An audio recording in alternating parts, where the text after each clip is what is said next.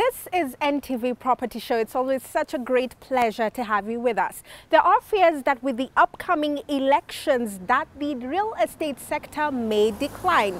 Is this true or not? We get to find out a little later on, but before that, here is the Property of the Week segment.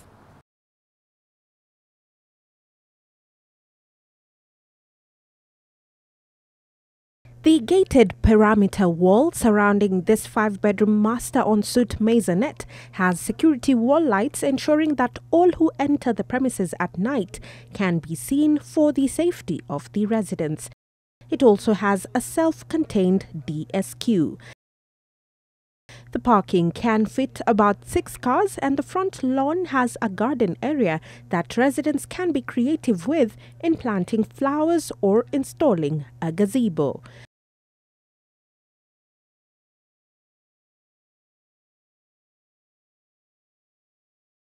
The front porch is enclosed with grills for security. This will also allow dining and entertaining to move outdoors during warm evenings. The twin wooden front door opens into the bright living room. This accent wall that brings all of the room's characteristics together in a way that is artistically pleasing. Park lights dot the gypsum cladding while the double vault ceiling creates a light and airy space, giving the illusion of a much larger room.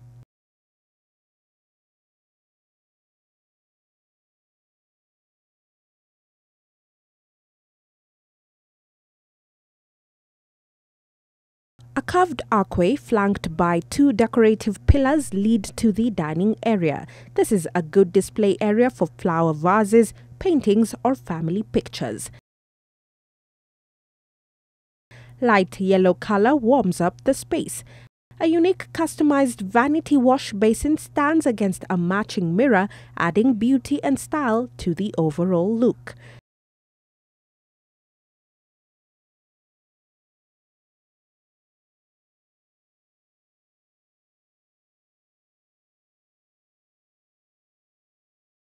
The kitchen island also acts as an informal dining area, offering additional seating when entertaining. It has storage space on both sides and comes complete with a pass-through window. Soft-touch MDF drawers, pull-out cabinets and granite countertops complete the picture.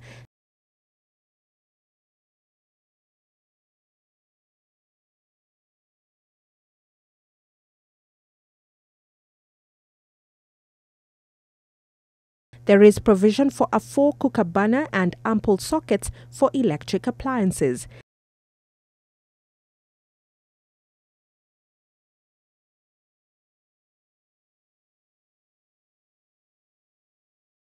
A side door leads out to the backyard. In the guest cloakroom, contemporary glass mosaic tiles add a decorative touch to the pedestal sink. A towel ring and soap holder complete the picture. The bathroom also has similar details. A wooden door opens up to the downstairs bedrooms. MDF floor-to-ceiling wardrobes fit perfectly in the rooms, offering ample storage area without taking a lot of space. Ample natural light seeps in through the windows. These rooms share a common bathroom and toilet. A wrought iron railing encased in wood leads to the rooms upstairs. The 2 spare bedrooms upstairs are also similar. The developers combine stylish, space-conscious designs with practical solutions, creating this useful work area or study table.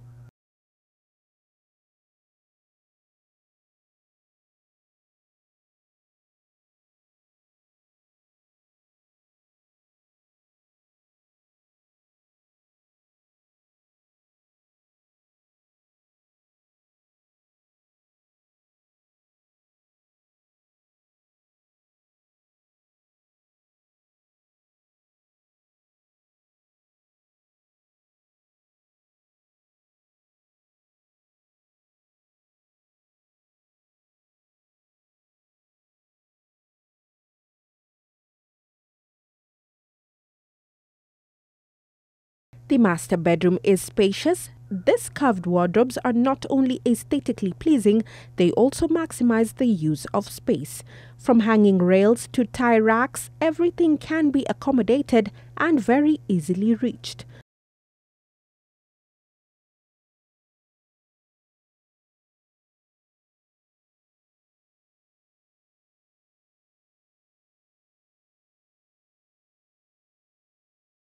Also outside the bathroom is a dressing table for the lady of the home. It has been outfitted with a substantial range of internal storage solutions to cater for whatever you will need to store. Whether it's creating a new look or complementing what's already in your bathroom, bright wall tiles set the tone and can be a profound accent onto the overall space. The lack of a shower enclosure adds to the open style of the design and creates a feeling of space, making the most functional room in the home a true showcase.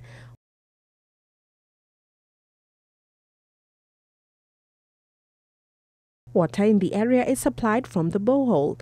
There is an underground water tank of 10,000 litres which is directly connected to the water pump.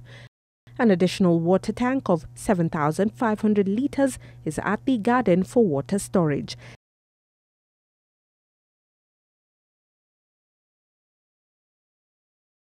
The Uzuri Court Maisonette has close proximity to Gateway Mall and Naivas Supermarket.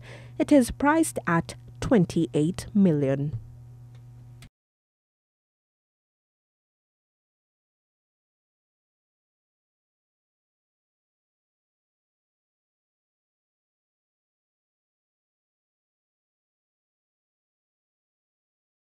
Wondering how to accessorize your living room, dining room or even bedroom? Well, you can do that by using accent tables, and we show you how in our Property Essentials segment.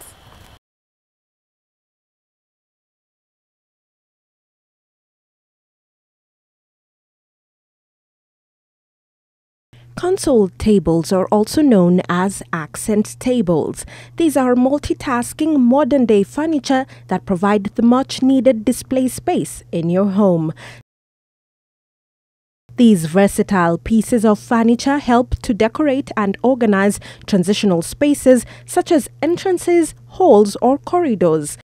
They can either be freestanding or fixed to the wall, and they help organize busy spaces. Common shapes for console tabletops are rectangles or semicircles, with the latter having the ability to fit into smaller spaces without the headache of dealing with the protrusion of corners. Typical of rectangular tables that could easily poke a passerby, especially if space is limited. These tables also make for strong design focal points, be it in the foyer, living room or bedroom.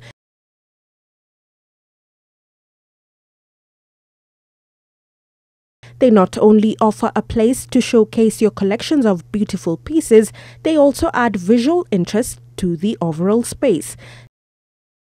These tables can be found locally in most furniture shops, or if you wish, get a fundi to custom make one that fits your space well. The best decorated console tables mix style and function. A mirror, lamp and family photos provide the perfect spot to welcome guests.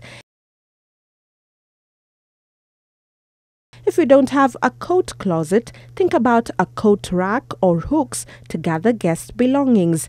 A small bowl can hold keys and cell phones. Space in the entryway is often limited. Tuck a pair of patterned ottomans under your console table and give guests a place to sit and slip on their shoes. To create a display surface and add depth, place a narrow console table against a wall behind a sofa. It makes good use of the space, adds interest to the decor, and is also a great spot to place a lamp if there is no room for side tables. Create a focal point and separate the entrance hall from the living room in an open-plan home. When choosing a console for behind a sofa, look for one with a decorative leg detail and an open design to avoid adding another solid block. Pick a space near a power source to set up your office. Choose a console with enough tabletop space to hold the essentials comfortably. Console tables are naturally narrow, enabling them to take up far less floor space than a traditional TV stand or media center. Look for a sturdy console table that will hold the weight of your TV and make sure it's wide enough to accommodate the cable box, DVD player, or stereo.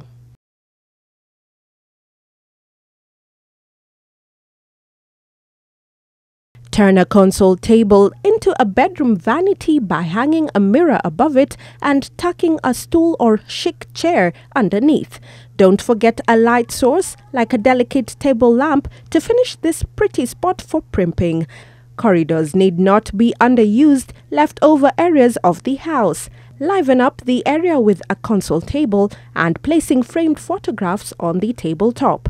A decorative mirror above the table will help to create a sense of space in an otherwise narrow corridor.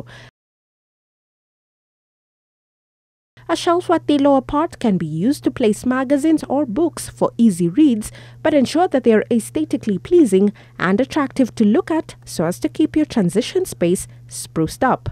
Size and style is important when choosing console tables. Consider the length and width of the room, the style of furniture in the room, and any light fixtures in the room.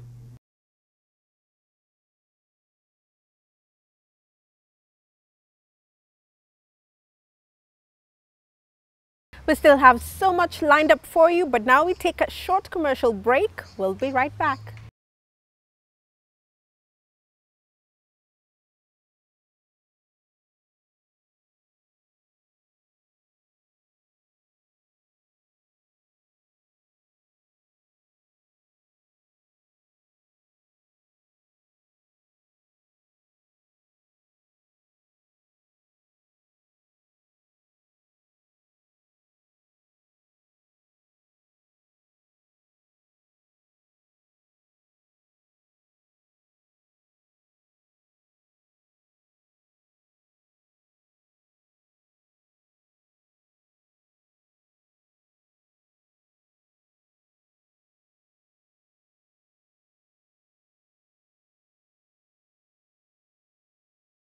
With election month just around the corner, the question is, will the impact on the real estate sector be positive or negative?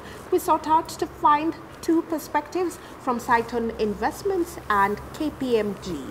Now, Stephen, you're an Associate Director in Tax at KPMG. My question would be, how do you think the impact would be from the general elections to the real estate sector? I think it's one of the areas that is of quite interest. If you look at over the years, there have been different opinions about the real estate market growth and in actual sense, the sustainers of the same. And what we found over time is that all those opinions either have come to pass or some of them have failed to be true, to be reflected as a correct position. Now, 2017 is an interesting year on its own. We find for the first time in about 10 years that the real estate market sector has actually slowed down. I mean, this is unprecedented. We did survive the global economic crisis. We survived the Brexit of this world. We survived the first election under the new constitution, and there was no impact per se. If you look from 2013 to 2017, the market actually grew by about 14.3%. But all of a sudden, with the election coming up in August, the market has actually slowed down. Yeah. Do you think this is because there's a lot of fear and uncertainty with how the elections will be, so that people are not very sure whether to invest or not? What is your opinion on that? I think it's both. I think the 2007, 2008 post-election memories are still fresh, and people are a bit hesitant. If you have to look at this in a different way, the middle class investors actually hesitant. They have adopted a wait-and-see approach to see what's going to happen. It has nothing to do with who is going to be elected. It's primarily about the political stability. And with investors losing confidence, and this is not just to foreign investors, but also local investors. How do you think this can be done in a way that the confidence can be brought back again? I think it requires a lot of political goodwill. I think both sides of the political divide, they need to come together and give that assurance that we'll be able to move on as a country even after the election. And if there are disputes that arises out of that, that can be settled through proper established mechanism. I think that's the first thing. The second thing is that the media need to play its role and need to give that comfort that the economic stability of this country is actually bigger than the political issues that are going on. And you've already mentioned that we are seeing a decline in the real estate sector even as we look forward to the election month. What do you think will happen with the ongoing construction activity? Will that also be affected, and how? It's twofold. One, whatever is going on, the construction that is currently underway will continue, and there will be these self-imposed deadlines for those people who are already constructing. That's from a private sector perspective. From a public sector, we've seen a lot of projects that are being launched now. We've seen a lot of efforts, contractors being pushed around to ensure that most of the contracts and most of the projects are actually completed. SGR is a good example. I think a couple of days ago, we had the Western Bypass being launched. So from a public sector perspective, there will be constructions in the run-ups to the general election. From a private sector, I think it's only that whatever is going on, and after that, I think we'll have a complete slowdown, and people just wait and see what happens, and probably after the election, this can pick up again. Let me throw in a question to you with regards to off-plan purchase of houses. You know, buyers coming in and saying probably we want to, go the off-plan way, but we're not too sure whether this will work or not in terms of even the election and after. What do you think with regard to that? It's really an issue about wait and see. It's adopting what happens after the election. Someone will be hesitant actually to put money on an off-plan. What happens if there's a disruptive election? If that happens, then it would mean then you've put in money somewhere, but that development possibly will not come up anytime soon. But again, we do hope that there will be no disruptive. And if that do happen, then most likely we'll have the investments picking up immediately after the general election. All right, so that's an opinion with regards to the buyers, but what of the developers who are coming up with these kind of projects? I think for the developers it's going to be a question of will there be a market?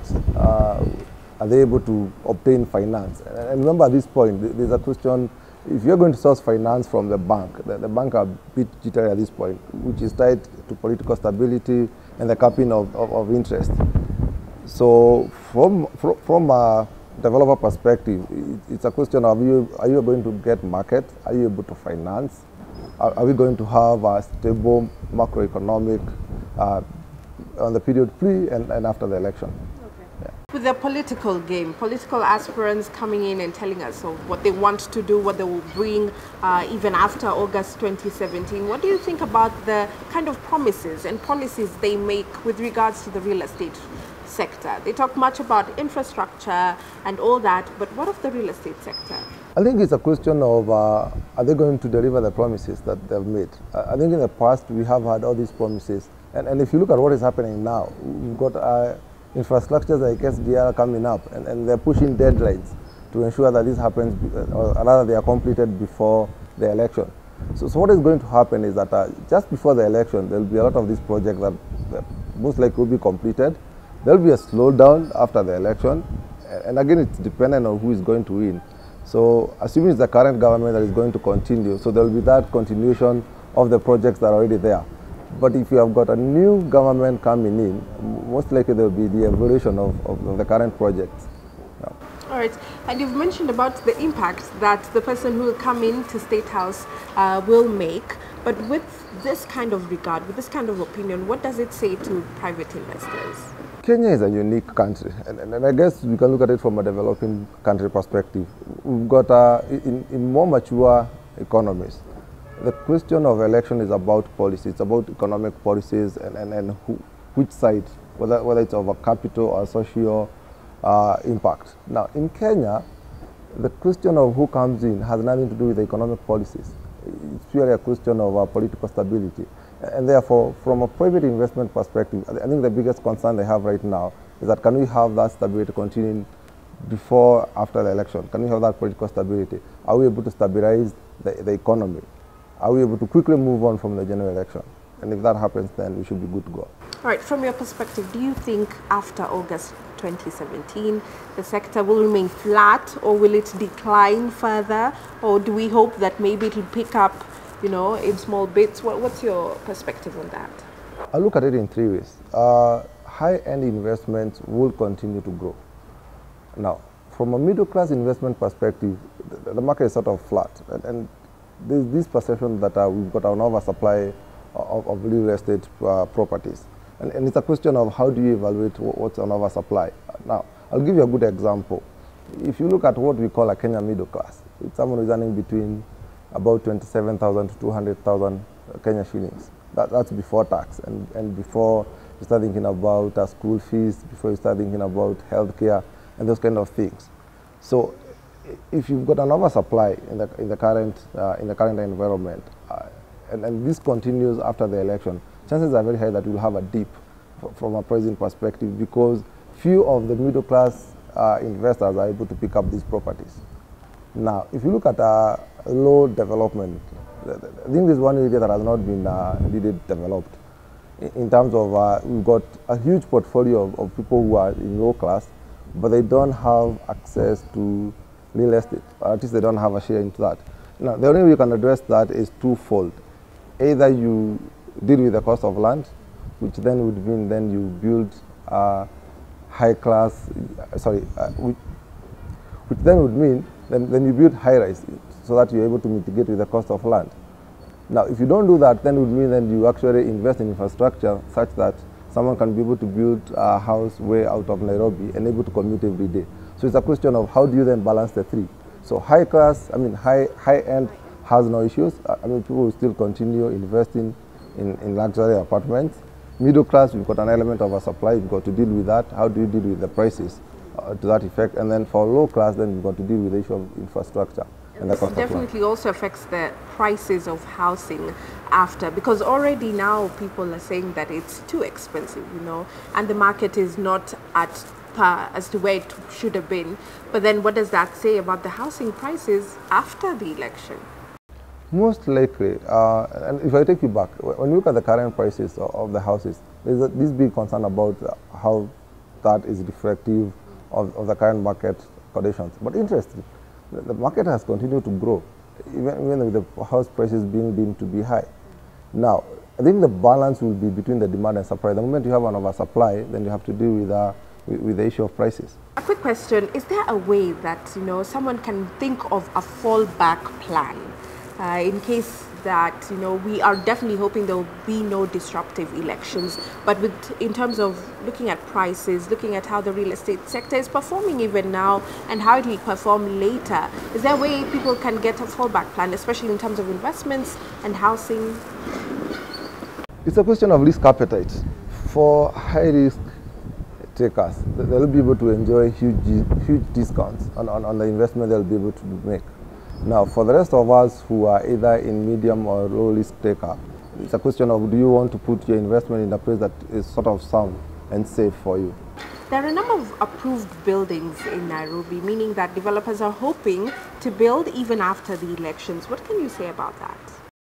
I think it goes back to the issue of about wait and see attitude. And this largely is tied to the issue of market. Are you able to get the market to, for example, if you decide to rent out, do you have the people who come in and able to let out of those houses?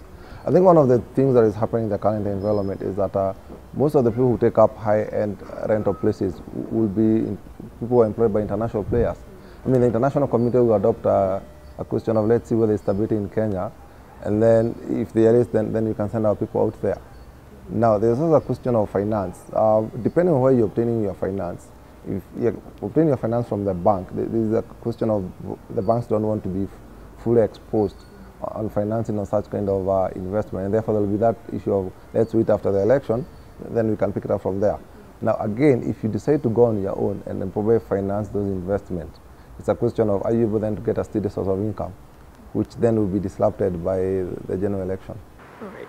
Well, what would be your opinion on the overall impact that the general election will have in the real estate market? The people will be happy. We'll have a significant cash flow in the grassroots. We'll have a lot of cash flow in from the general election and then from campaigns. So what will happen is that there will be this increase of cash flow in support industries. These are the industries that support the election, be it in advertising, be it in marketing, be it in transport, And that will have an impact, because then it's sort of like you're moving funds from investment and actually putting that money in the election. And therefore, overall, we foresee a reduction in actual investment in the real estate, and then there'll be an increase, be it temporary, in the support industries. Or, you know, picking up slowly, but at least it'll still be there. It'll still be there. Okay. Yeah. All right. The overall impact of the general election in 2017 is a wait-and-see approach that has been taken up even by investors. But as we look forward to how the election month will be, hopefully the real estate sector will pick up, as it is on a flat currently, but we do hope for better times as we go along.